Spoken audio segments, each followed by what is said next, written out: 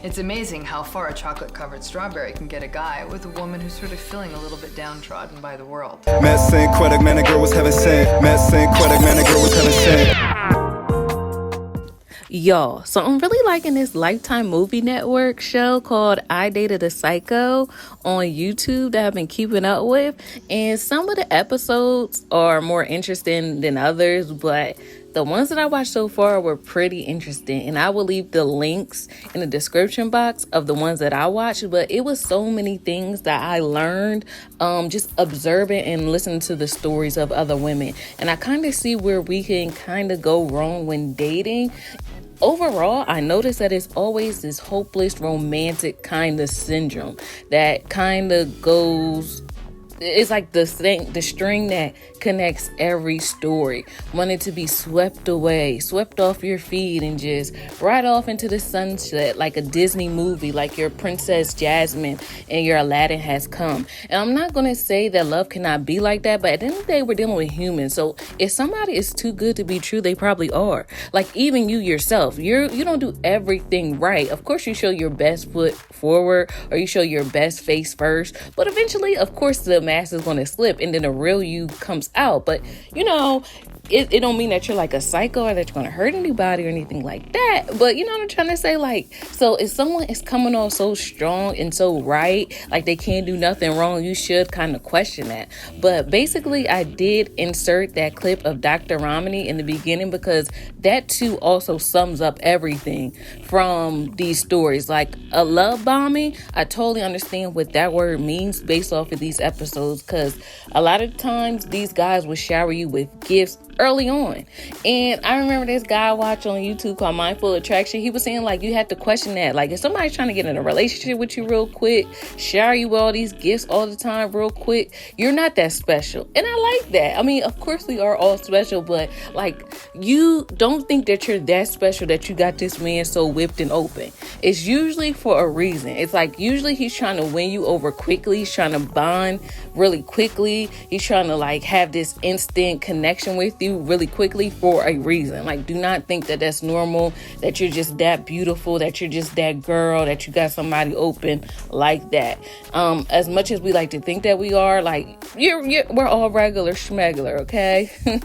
So that's one thing I learned about it too. Like, the women just didn't they just accepted it and they never questioned why all these grand gestures from the very beginning. So I'm just going to read off some things that, like I said, that I took from the stories, and let's discuss them. Like, what are some of your red flags? Hopefully y'all never dated a psycho, but if you know some tips on things to look out for when dating, then drop them down in the comments. Let me know, write me. Let's all help each other, because I feel like we should be taking, especially women, we should be taking over this space where we help other women when it comes to dating and relationship. We're the one that's dating men. So I feel like at the same time, of course, it's good to listen to men's perspective, but they don't date men, or you know what I mean? Like, so how would they know everything that's going on in the dating field?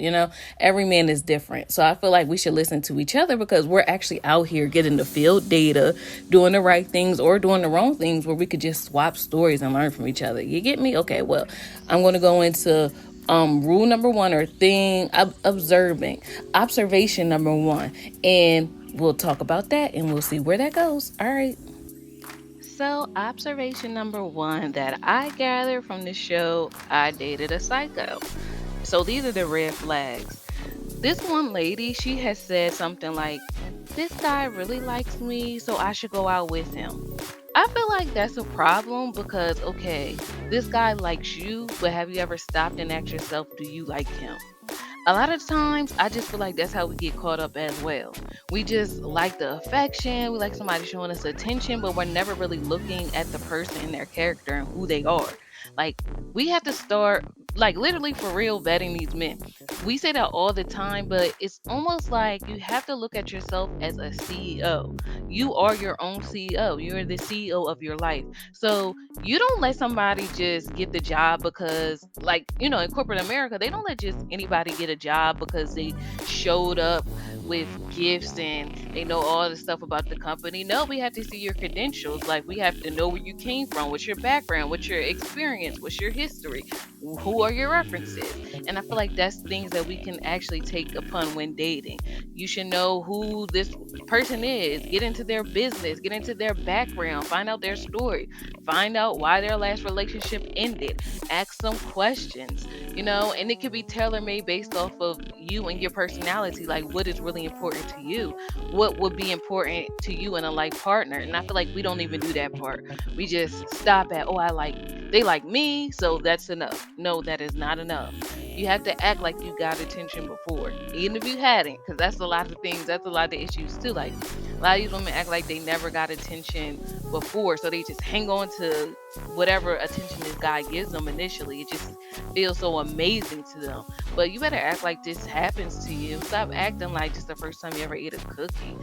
Relax, sis. So that'd be my only thing as well. Just stop and ask yourself, why do I like him? And find out more about this person, because a lot of times, like I said, these women are not, because it comes up in the end. I done seen two examples where the men were already married and the women find out after the fact. But if you just start asking questions, if you start getting their business, you will probably be able to get further. You would have known this stuff sooner. And even if you ask questions and you feel like you're annoying the guy, who cares? You need to know this stuff.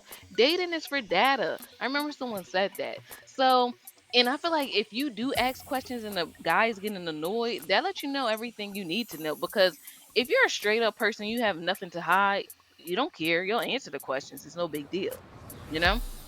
And I feel like that is something that the women didn't do. And we'll talk about that later, because a lot of the times I notice that some women are afraid to ask questions, or afraid to say no, or afraid to stand up to themselves, afraid to stand up for themselves, because they just don't want to rock the boat. They don't want to upset the guy, but who cares? Upset him. What about you and your needs? You're being upset. So relationships should be mutually beneficial. So if you're upset, then you need to speak up about that and stop trying to worry about not making him upset. So, but we'll talk about that. So, another thing, a huge red flag, and I know you guys probably already know this because it's definitely out there on YouTube. People talk about this all the time, but it is really true. Love bombing. A lot of times in the beginning, these men were showering these women with gifts, roses, flowers, and teddy bears, and trips and dinners, like right off the bat after just meeting them. Like initially, like the girl shows some interest, they exchange numbers, and boom, here comes the gifts. Here's, oh, I want to be with you. Oh, I can't live without you. It just happens too quickly. And like I mentioned in the intro, the guy, mindful attraction, he was saying that, like, women, you're not that special. You have to ask yourself, where's all this coming from? Why is he doing this? And I remember this guy, he was on the Oprah Winfrey show. He was saying, like, if someone's trying to charm you, you have to ask yourself why. There's a reason for that. If you find yourself saying, like, oh my gosh, he's so charming, or the other one, he's too good to be true, or your friends are saying that is something that you need to pay attention to, because nobody is that perfect. Ain't nobody that great. Like, I would want to see somebody's flaws to their, or I don't even want to say flaws, but their human side. Like, what else do you have going on besides me and liking me? Like, see, that's the thing. Like, I really realize, like, when you are in love, or when you think you're in love, you do kind of turn off logic, because that would kind of be a red flag to me as well. Like, boy, you don't got nothing else to do, because I know I do. So I know, even if you want to be very prideful and be like, I am that girl, like, I'm just that great, that's why he's all on me, you should still ask, like, why don't he got nothing else to do? We like men with jobs, we like men with careers, we like men that are entrepreneurs, that's out in the field, that's grinding, that's working hard, and I feel like it should just be a balance. Like, of course, he shouldn't just be working so much that he can't get in contact with you, but at the same time, he shouldn't be working so little that he don't got nothing else to do but you, and be in your face and texting you all the time and calling you 50, 11 times, because that's what was happening to some of the women highlighted on this show. So instead of being enamored by the trinkets and the trips, instead of being wanting to be swept off your feet, Keep your feet on the ground and ask questions. Find out what's in the mind of this man. Be a psychologist. I said this before on my Instagram page. I made a post about this. Be a psychologist, not a gynecologist. Stop trying to go off your hormones and your feelings and all that other good stuff and the roses and champagne and the late nights and early mornings. Stop that. Okay? Everybody's grown so you can do what you want to do, but wait a little while. Get to know his mind. Find out how that works, and that will tell you everything that you need to know going forward. Because that's another thing. You may not like how he thinks. You be like, oh my gosh, like his mindset is not meshing with mine. So yes, cut it off first and ask questions later. That's how I feel going forward. But y'all do what y'all want to do. All right, so number 3, stop living in a fantasy world. Stop thinking that you are Cinderella dressed in yellow. Like, that's not it. Love to me, I'm starting to realize, is not what we thought it was in the Disney movies. Love is about communication, self-sacrificing, and sometimes that's not always pretty, or it's not always like wrapped in a nice bow. Like I said, you're dealing with people, even your relationships with your family members. Like, they be going on ups and downs and in and outs, but you still love them. So when it's just more so when I hear like on the show the women keep using phrases like, "Oh, it was so magical. Oh, I was head over heels." That is like, that should be a red flag to you as well as a woman. You know, not saying that it cannot be like that, but I'm just saying, like, just kind of use logic. Like, come down off the clouds and just kind of see what it is. Make sure this person isn't trying to charm you or whatever, or trying to get something out of you, or trying to like instantly build your trust really, really quickly. Um, yes. So keep your feet planted on the ground. You know, I understand that love can make you feel so high in the sky, but keep your feet on the ground so you can pivot left, right, right, left if you need to get out the relationship quickly. You know what I mean? It's okay to be wined and dined, to be loved on, but also keep your head in the game. Yeah, that's what I really want to say. All right, I think we're on number 4. Look now, all your friends and family ain't hating on your happiness. You need to listen to them. In most of these stories, I noticed it was always a mom, a sister, a daughter, a friend that was just like, it was something about him. I just didn't like him. I know he was showering her with the gifts and affection, but it was just something about him, something about his eyes, something about how he looked.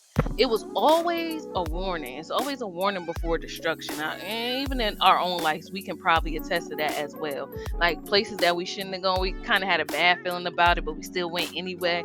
Things like that. Trust your intuition, and also trust what the people around you got to say and that love you. Like I said, the people around you want you to be happy. You know what I mean? We want to see you and loved on. But at the same time, I feel like you should kind of listen to what people had to say on the outside, especially if it's somebody that never had a problem with who you dated before, you know?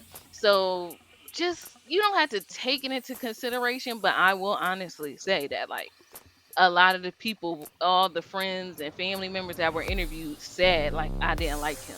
You know, I told her, or I just brushed it off, but because sometimes we don't see.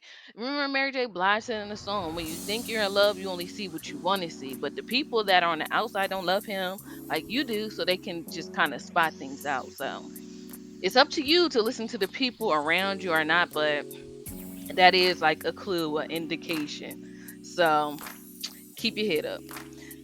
Let's see. 1, 2, 3, 4. I think we're on number 5. So again, I know I mentioned this before. I noticed that these women didn't date often, so every nice gesture that the man did was amplified times 10 in their mind, because they weren't used to dating and going out. And I understand if you don't have a lot of prospects, like I said before, act like you do, or at least start showing yourself that affection. Start treating your own self. And I know that may be weird to some people, but which way would you want it be? You gotta either fake it till you make it and calm your little self down if someone's showing you nice things and the finer things in life, or show yourself that way so you won't be show yourself that attention so you won't act like when a guy does it or a man does it that is some extraordinary thing. It ain't tricking if you got it. So sometimes, let me tell you, like, this man tricked this one lady, and he was just showering her with gifts and flying in all the time and going to hotels and stuff. Come to find out, he was using like his family, because again, like I said, some of these people were married. He was using his family saving account to trick off on this lady, you know? So whole time he's taking food out of his family's mouth, the family that he made vows to, the wife and all that stuff out, to trick off on his, you know, girlfriend out of town. So that's what I'm saying. Act like you know, act like you've been around, act like you've been to nice places before, at the very least. So, yeah, I feel like that's another thing too. When you're not used to being in relationships or having guys show you nice things, you can over romanticize a situation when it really ain't that deep. Like, no, it's not. I think that we need to hear more people's heart. If that's Let that be it. Like, if they're gonna give you gifts and stuff like that, let them kind of share more about who they are, their vulnerability and stuff like that. I hope, like, after each gift you should be knowing more about them. Like, let those two pace be in the same pace. Yeah, that's what I want to say. So the next thing I also wanted to mention was, speaking up for yourself is okay and necessary. Don't be afraid to say no or think that you'll hurt the guy's feelings if he's violating one of your boundaries. His needs are getting met, but what about yours being met? You're staying silent. You're hurting in silence. You're suffering in silence because you're not speaking up, and you really should. So don't be afraid to turn him off. Don't be afraid to make him mad. Don't be afraid. Like, you should not be walking around on eggshells in a relationship. He's not. You know what I mean? He got you walking on eggshells. So I feel like the feeling needs to be mutual. Say what you need to say. The one girl, she was in college, but the guy would not leave. Like, he didn't go to the school. He don't even go here. Mean Girls. Why are you here? So he didn't go to school, but he would not leave, and she couldn't like study. She couldn't focus. Her grades was going down. So it's like, but she just didn't want to be mean to him because she didn't want to hurt his feelings. But so what? You got to think about yourself. Always think about yourself initially in the relationship. Like, it shouldn't be a relationship should be a compliment to your life. It shouldn't take you away from the life that you already had and was maintaining this and in establishing before this person even came in. But like I said, she just didn't want to speak up for herself. And I noticed that when you like somebody too much, you will let them cross boundaries. But no brainer. We speaking up, like, and don't be afraid to. If it turns them off, if it makes them mad, so be it. It wasn't meant to be. But even in a healthy relationship, you're gonna have to be able to communicate. And I feel like if your partner really loves you and cares about you, he's gonna like take whatever you're saying to consideration. He's not gonna be mad, or he shouldn't be mad, especially if it's something to benefit you. She just wanted him to go away like for a time or whatever, so she can focus and study her school stuff. It'll be the same thing if the guy was working on a big project for his boss the next day. I mean, I can't expect to be all around him in his face. He's trying to concentrate. So that's another thing I noticed, that, sometimes we don't speak up when we really like the person, and that should be a red flag to you. Like, why am I afraid to speak up or say my needs? In a way, you kind of put that person on the pedestal. You need to bring him down, because we ain't gonna have no idols. We ain't worshiping nobody other than God in these 2022 years and beyond. Okay. So, and the last thing I wanted to talk about, and I kind of touched on it before, was I just be with someone that loves something outside of you. A lot of times I think these women probably felt like it was special or something good that the man was like obsessive, but that is a red flag, because he should like something other than you, something greater than you. Honestly, it really should be his relationship with God. But without going too deep, like, he should kind of have a life of his own. outside of you. You know, like, boy, that's how come people get mad at women for liking the ambitious guy or the guy with money. But a part of that is because the ambitious guy or the man that's going after his career, his purpose, or his goals, we see him living life. It's like a glow that those people have, and that's very attractive. So yes, I want you to like me, but at the same time I want you to like something else other than me, and I need to see you in that, thriving in that, being happy in that, and that's going to make me happy. You become more attractive, like, and we feel on the same way too. Even the most beautifulest girl to a man can become annoying if she's always in his face. Like, you don't have nothing else to do. I'm pretty sure. Like, that's how come men can fall out of love with like the beauty queen or the pageant queen or the Sports Illustrated model if she's all about him. We just kind of like people that like us but also have a life of their own.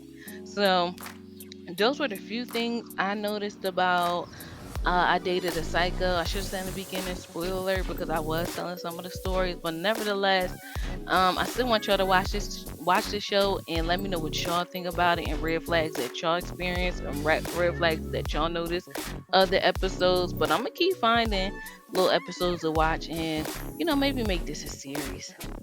Other than that, I will talk to you guys again soon. Keeping your head up, ooh, child. Things are gonna get easier. Talk to you later. Bye.